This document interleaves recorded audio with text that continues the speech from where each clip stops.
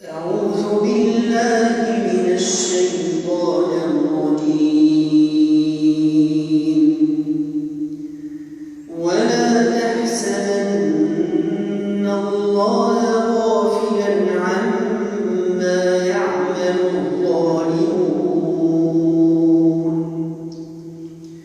إنما يؤخرهم ليوم تشخص فيه الأبصار، مهطعين مقنعي رؤوسهم لا يرتد إليهم طرفهم وأفئدتهم هواء. وأنذر الناس يوم يأتيهم العذاب فيقول الذين ظلموا ربنا أخرنا إلى أجل قريب نجب دعوتك ونتبع الرسل أولم تكونوا أقسمتم من قبل ما لكم من زوال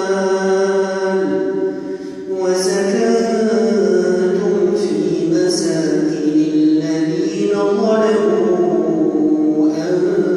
أنفسهم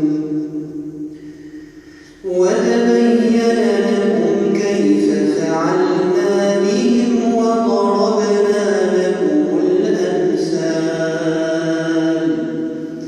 وقد مكروا مكرهم وعند الله مكرهم وإن كان مكرهم لتزول منه الجبال.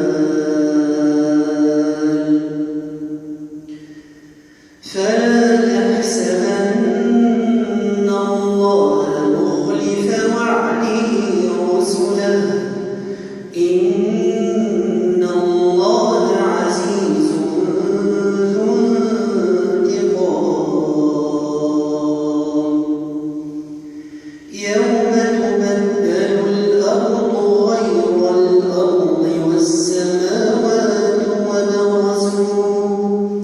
وبرزوا لله الواحد القهار